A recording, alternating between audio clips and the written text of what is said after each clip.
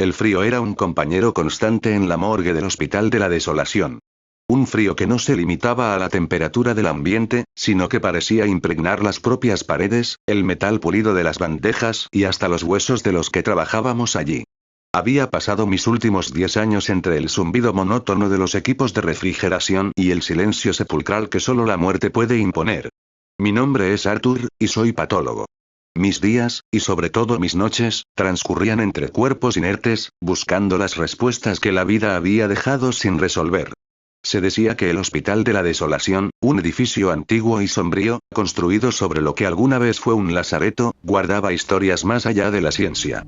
Rumores de sombras que danzaban en los pasillos vacíos, de lamentos que el viento arrastraba desde las torres más antiguas. Siempre los descarté como cuentos de viejas enfermeras, fantasías alimentadas por el cansancio y el aislamiento.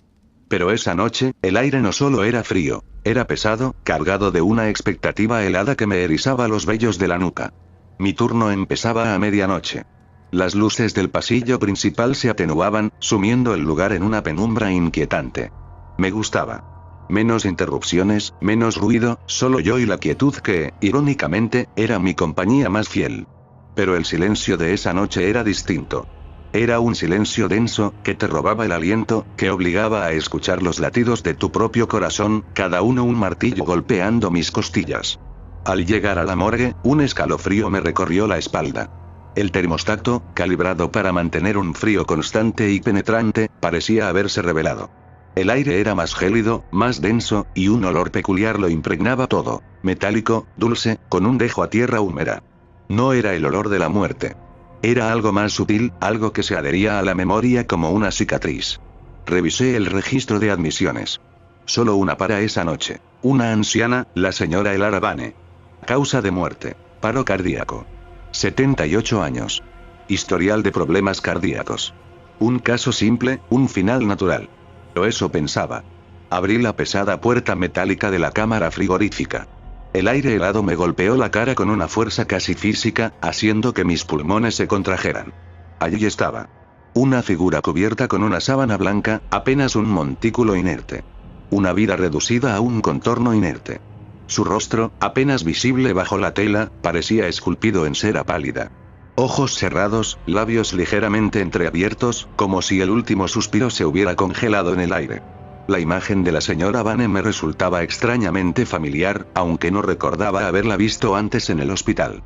Había algo en la rigidez de su expresión, una solemnidad que me inquietaba. Me puse los guantes de látex, el chasquido del material rompiendo el silencio como un disparo. Comencé mi rutina: identificación, los últimos procedimientos post-mortem, la preparación para su traslado. Eran movimientos mecánicos, vacíos de emoción, necesarios para mantener una distancia profesional. Había hecho esto cientos de veces. Mientras movía con delicadeza su brazo para colocar la etiqueta de identificación en la muñeca, algo ocurrió. Algo ínfimo, casi imperceptible, pero que mi cerebro registró antes de que pudiera procesarlo por completo. Un leve temblor. Una contracción muscular, quizás. Un espasmo post-mortem, me dije de inmediato, buscando una explicación racional. Pero no. No era un espasmo. Era más como un estremecimiento. Una vibración sutil que recorrió su brazo y se transmitió a mi mano. La sábana, que cubría su cuerpo, se movió. Apenas perceptiblemente. Un ligero pliegue se formó y se deshizo, como si una ráfaga de aire invisible la hubiera acariciado. Pero no había corrientes de aire en la morgue. El ambiente estaba estático, pesado. Mi corazón, que hasta ese momento había mantenido un ritmo tranquilo, dio un vuelco, un tamborazo sordo que retumbó en mis oídos. Me detuve. La mano de la señora Vane, que había estado a punto de soltar, quedó suspendida en el aire, fría y rígida. El frío de la habitación, que hasta ese momento había sido tolerable, se me metió hasta los huesos, calándome más allá del uniforme, sintiéndose como un aguijón en el tuétano. Miré de cerca el rostro de la señora Vane. Sus párpados no estaban tan firmemente cerrados como antes. Una fina línea de oscuridad parecía escaparse de ellos, como si la luz se filtrara hacia adentro, o quizás, hacia afuera. Mi mente, entrenada para la lógica, para la racionalidad, buscaba desesperadamente una explicación. Un reflejo de la luz del techo en la superficie de la piel. Un efecto óptico debido al cansancio, a las horas de vigilia. Y entonces, lo escuché. Un sonido. Débil, casi inaudible, pero inconfundible. Un suspiro. Un aliento quebrado, escapando de los labios de la anciana. Provenía de ella. No había duda. Mi respiración se aceleró, irregular, entrecortada. Sentí un nudo de hielo en el estómago, un vértigo que amenazaba con derribarme. No era posible. Ella estaba muerta. Los paramédicos la habían declarado así. Los médicos de urgencias, esos veteranos curtidos que habían visto de todo, lo habían confirmado. Habían firmado los papeles, completado los informes. Un paro cardíaco. Muerte natural. Fin. Acerqué mi oído a su boca, el miedo compitiendo con la necesidad imperiosa de confirmar lo que mis sentidos me gritaban. Otro suspiro, esta vez un poco más fuerte. Y luego, un murmullo. Una palabra. No pude descifrarla del todo. Era un lamento, un quejido, una sílaba arrastrada que se desvaneció en el aire gélido antes de que pudiera aferrarme a ella. Era una voz. Una voz que no debía existir. Retrocedí, tropezando con mis propios pies. La adrenalina me invadió, un chorro helado que me puso la piel de gallina. La puerta de la morgue, esa puerta metálica que había cerrado al entrar, parecía ahora a kilómetros de distancia, una salida inalcanzable. La señora Vane yacía inmóvil de nuevo, la quietud más espantosa ahora que el movimiento. Pero la quietud era ahora aún más aterradora. Sabía lo que había escuchado. Lo que había visto.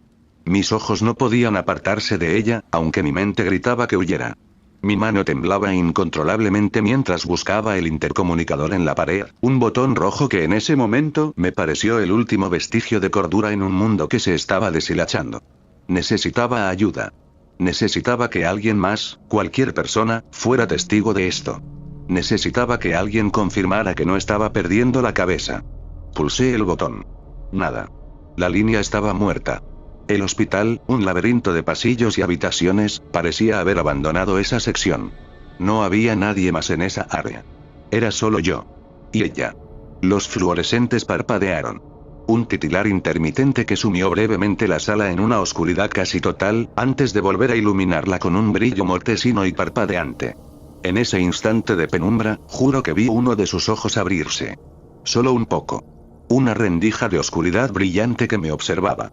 Era un ojo sin vida, opaco, pero la dirección, la fijeza de la mirada, era inconfundible. Estaba mirándome. Un sudor frío empapó mi uniforme. La tela se pegó a mi piel, helada. Quise gritar, pero mi voz se había quedado atrapada en mi garganta, un nudo apretado de terror. Quería correr, pero mis piernas estaban ancladas al suelo, pesadas como el plomo, incapaces de moverse. El olor dulce y metálico de la morgue se intensificó, volviéndose nauseabundo, una esencia de corrupción que parecía emanar directamente de ella. Entonces, la señora Vane se movió. Lentamente. Un movimiento arrastrado, antinatural, como si cada músculo estuviera luchando contra una fuerza invisible. Su brazo se deslizó de debajo de la sábana, la mano huesuda extendiéndose hacia mí. No había vida en ese movimiento, no había propósito en el sentido orgánico. No era la extensión de una mano para alcanzar algo, sino un arrastre lento, macabro, como una marioneta cuyas cuerdas se manejaran con dificultad. Parecía que el esfuerzo de ese simple movimiento la agotaba. Su boca se abrió un poco más. Y esta vez, el sonido fue claro.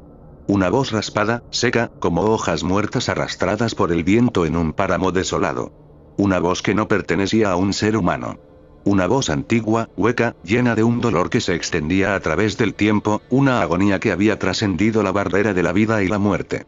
No estoy lista, susurró. La voz venía de ella, de sus labios pálidos y agrietados, pero no era la voz de una anciana. No era la voz de una mujer que había vivido 78 años. Era la voz de algo que había estado atrapado, algo que se negaba a ceder, a desaparecer. El pánico me desbordó, un torrente de adrenalina que me hizo retroceder bruscamente. Di un salto, chocando contra la pared metálica de la cámara frigorífica con un golpe sordo. El frío penetrante era ahora una tortura, una sensación de entumecimiento que amenazaba con paralizarme. Mis ojos no podían apartarse de ella. Vi su pecho ascender y descender. Apenas perceptiblemente. Un movimiento diminuto, como el batir de las alas de un insecto moribundo. Pero ascender y descender al fin. Una respiración. Una señal de vida.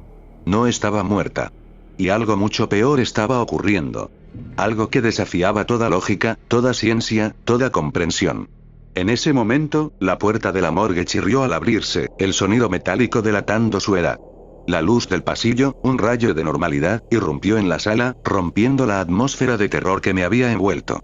Una figura entró, la enfermera del turno nocturno, una mujer alta y robusta con una pila de expedientes en las manos, su rostro marcado por el cansancio.